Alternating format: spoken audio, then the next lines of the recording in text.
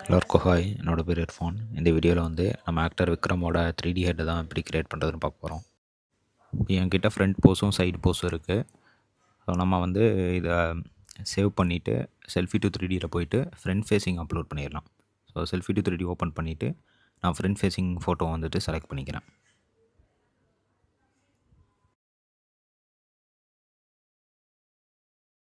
இப்போ இது வந்து ஒரு பேஸ் 3D மாடலை வந்து க்ரியேட் பண்ணியிருக்கோம்.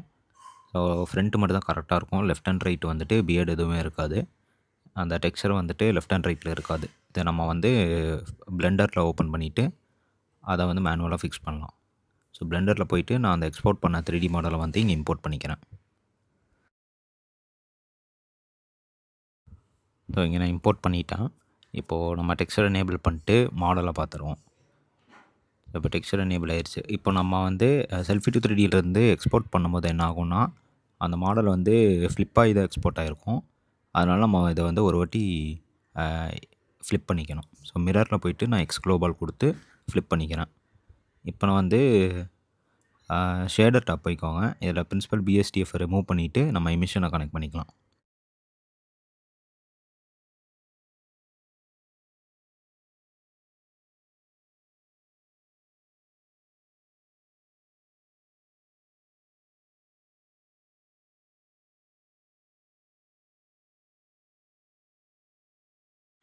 நெக்ஸ்ட்டு வந்து லெஃப்ட் அண்ட் ரைட்டில் பியர்டு இல்லைல்ல, அதை வந்து கரெக்ட் பண்ணுறதுக்கு வந்து நம்ம டெக்ஸ்சர் டேப் போய்க்கணும். இங்கே வந்து நம்ம சைடு போஸ் ஒன்று வச்சுருந்தோம். ஸோ அந்த சைடு போஸில் இருக்கிற டெக்ஸ்சரை வந்துட்டு இந்த சைடு போஸ் இருக்கிற 3D மாடலுக்கு அப்ளை பண்ணணும். ஸோ மாடலை வந்து சைடு போஸில் வச்சுக்கோங்க. இப்போது வந்து கடைசி ஆப்ஷன் அந்த டூல்ஸில் வந்து கடைசி ஆப்ஷன் டெக்ஸ்சர் இருக்கும். அந்த டெக்ஸ்சரில் போயிட்டு நம்ம இமேஜ் சூஸ் பண்ணணும். ஸோ ஃபஸ்ட்டு நம்ம ஃப்ரண்ட் போஸில் வந்துட்டு அந்த ஃப்ரண்ட் ஹேர் லைனை வந்து பண்ணிடுவோம். ஸோ அதனால் நான் ஃப்ரண்ட் போஸ் சூஸ் பண்ணியிருக்கேன். இப்போ இங்கே வந்து இதில் வந்துட்டு ஸ்டென்சில் சூஸ் பண்ணிக்கோங்க. இப்போ நான் வந்து ஃப்ரண்ட் ஹேரை வந்துட்டு அலைன் பண்ணிவிட்டு அது மேலே பெயிண்ட் பண்ண போகிறேன். ஸோ அந்த ஐப்ரோஸை வச்சு அலைன் பண்ணிக்கிறேன் கரெக்டாக. ஸோ ஐஸை நான் அலைன் பண்ணுறேன். இப்போ வந்து அலைன் கரெக்டாக ஆனதுக்கப்புறம் மேலே வந்துட்டு முடி மேலே நான் வந்து பெயிண்ட் பண்ண போகிறேன். ஸோ இப்போ நான் முடி மேலே பெயிண்ட் பண்ணும்போது என்ன ஆகும்னா அந்த முடியில் இருக்கிற அதாவது அந்த இமேஜில் இருக்கிற டெக்ஸ்சர் வந்து அந்த 3D மாடல் மேலே அப்ளை ஆயிரும். ஸோ ஃபஸ்ட்டு நான் ஃப்ரண்ட் பண்ணிவிட்டு அப்புறம் லெஃப்ட் அண்ட் ரைட் அதே மாதிரி பண்ண போகிறேன். ஸோ இப்போ நான் வந்து லெஃப்ட் சைடு பண்ணுறேன். ஸோ சேம் இதே மாதிரி இந்த இமேஜை ஃப்ளிப் பண்ணிவிட்டு நான் ஆப்போசிட் சைடும் அதே மாதிரி கரெக்ட் பண்ணிக்கிறேன்.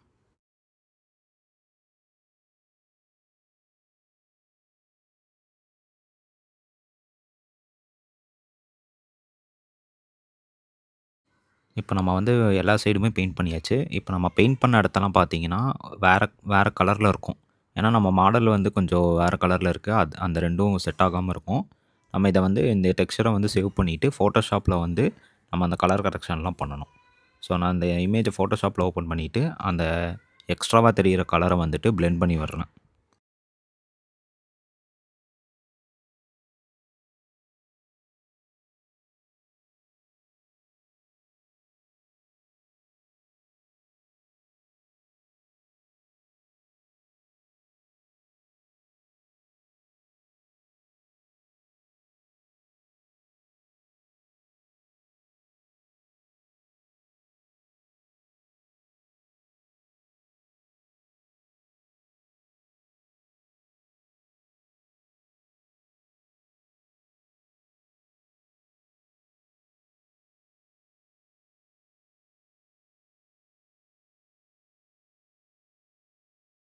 ஓரளவுக்கு நம்ம ரெடி பண்ணிட்டோம். இப்போ நம்ம இதை வந்து சேவ் பண்ணிவிட்டு அந்த இமேஜை வந்து ரீப்ளேஸ் பண்ணி பார்க்கலாம்.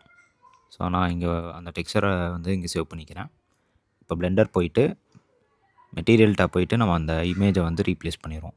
ஸோ இங்கே ஃபோல்டரை கிளிக் பண்ணிவிட்டு இந்த புது இமேஜை கொடுத்துக்கிறேன். இப்போ பார்த்திங்கன்னா அந்த கலர் கரெக்ஷன் எல்லாம் கரெக்டாக வந்துருச்சு. நெக்ஸ்ட்டு வந்து நம்ம ஹேர் பண்ணணும். ஸோ ஹேர் பண்ணுறக்கு ஃபஸ்ட்டு எடிட் மோட் போயிருங்க. இப்போ வந்து நம்ம ஹேர் லைனை ஃபுல்லாக ஃபஸ்ட்டு செலக்ட் பண்ணிக்கணும். ஸோ அதுக்கு என்ன பண்ணணும்னா நம்ம நைஃப் டூல் போயிட்டு அந்த ஹேர் லைனில் வந்துட்டு அப்படியே ஒரு கோடு போட்டுருவோம். ஸோ ஹேரை விட்டு வெளியே வராமல் இருக்கணும். ஹேருக்குள்ளே நம்ம வந்து அந்த லைனை போட்டுக்கலாம்.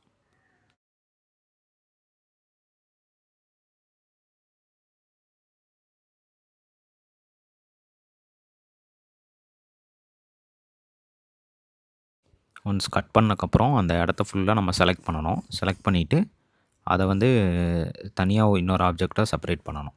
ஸோ நான் வந்து இருக்கிற அந்த நான் இப்போ கட் பண்ண இடத்தையும் அதுக்கப்புறம் அது உள்ளே இருக்கிற இடத்த ஃபுல்லாக நான் அப்படியே செலக்ட் பண்ணுறேன்.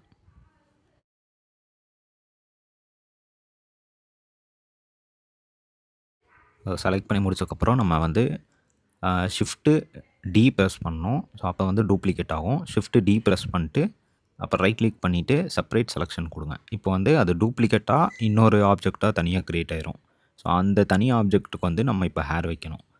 இப்போ ஹேர் வைக்கிறதுக்கு தனியாக அந்த செப்பரேட் பண்ண ஆப்ஜெக்ட்டை செலக்ட் பண்ணிக்கோங்க. இங்கே வந்து பார்ட்டிக்கல் டாப் போயிட்டு இங்கே ஹேரை கிளிக் பண்ணிக்கோங்க. ஸோ இப்போ வந்து நிறைய ஹேர் வந்துடும். இதோட லென்த்தை குறைச்சிட்டு நம்ம ஹேரோட செட்டிங்ஸில் போய் அந்த பார்ட்டிக்கல் எடிட்டில் போயிட்டு நம்ம ஹேரை வந்து கோம் பண்ணிக்கலாம்.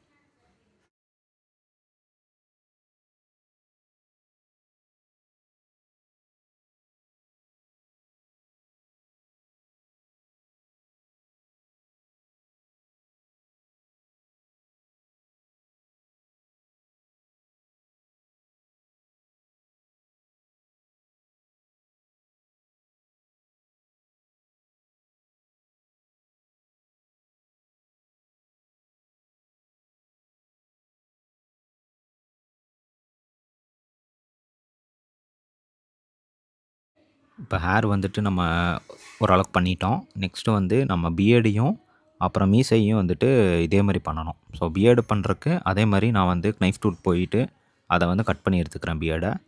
அப்புறம் மீசைக்கும் அதே மாதிரி நம்ம கட் பண்ணணும். ஃபஸ்ட் நம்ம பியர்டு பண்ணிடலாம்.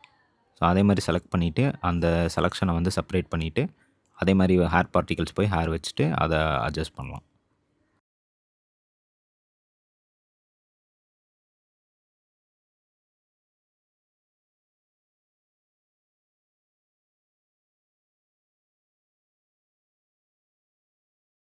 ஸோ இப்போ ஹேர் வச்ச மாதிரியே நம்ம மீசையும் வந்துட்டு லைட்டாக செலக்ட் பண்ணிக்கலாம் அதே மாதிரி.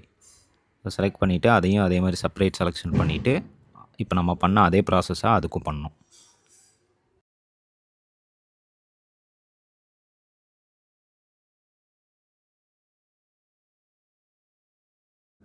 இப்போ நம்ம ஹேரு, பியர்டு அப்புறம் மீசை 3த்தையும் வந்துட்டு நம்ம ஹேர் வச்சிட்டோம். பட் பின்னாடி ஹேர் பார்த்தீங்கன்னா ஃபுல்லாக பிளாக்காக இருக்குது. ஏன்னா அந்த இடத்துல வந்து அந்த டெக்ஸ்சர் இல்லை. இப்போ நம்ம டெக்ஸ்சரில் பார்த்தீங்கன்னா அந்த ஒயிட் ஹேர்ஸு அந்த மாதிரி டெக்ஸ்சர் எதுவுமே ஒரு டீட்டெயிலே இல்லை. ஃபுல்லாக பிளாக்காக இருக்குது. நம்ம என்ன பண்ண போகிறோம்னா பக்கத்தில் இருக்கிற டீட்டெயில்ஸை வந்து அங்கங்கே அப்படியே ரேண்டமாக போட்டு விட்றோம். ஸோ க்ளோன் டூல் வச்சுட்டு நான் அங்கங்கே ரேண்டமாக போடுறேன். ஸோ இதனால் ஒயிட் கலரு ஹேர் வந்துட்டு அங்கங்கே தெரியுது நமக்கு. ஸோ இது வந்து ரொம்ப பக்காவாக இருக்கணும்னு அவசியம் இல்லை. நான் வந்து சும்மா ரேண்டமாக போட்டுக்கிறேன். ஸோ இதை போட்டுட்டு இப்போ நம்ம இதை எக்ஸ்போர்ட் பண்ணி இந்த இமேஜ் அப்டேட் பண்ணுவோம். ஸோ ரீப்ளேஸ் பண்ணிட்டு பிளெண்டர் போயிட்டு இப்போது ஹேர் பின்னாடி பாருங்கள் ஃபுல்லாக கருப்பாக இருக்குது. ஃப்ரண்ட்டில் வந்து கரெக்டாக இருக்குது. அந்த பின்னாடி வந்து ரொம்ப ஃபுல்லாக கருப்பாக இருக்குது. இதுக்கு வந்து நம்ம அந்த டெக்ஸ்சரை வந்து ரீப்ளேஸ் பண்ணி பார்க்கலாம். இப்போ புதுசாக பண்ண டெக்ஸ்சர் செலக்ட் பண்ணுறேன். இப்போ பார்த்தீங்கன்னா அந்த டெக்ஸ்சரில் எங்கெங்கே வெள்ளை முடி இருக்கோ அந்த வெள்ளை முடிக்கெலாம் அது வெள்ளை லைன்ஸ் வந்திருக்கும். ஓகே, அவ்வளோதான். இதே மாதிரி உங்களோட ஃபேஸை 3Dயில் பண்ணணுன்னா மைனுன்னு கமெண்ட் பண்ணுங்கள். நான் நெக்ஸ்ட் வீடியோவில் உங்களோட ஃபேஸை வந்து 3Dயில் பண்ணுறேன்.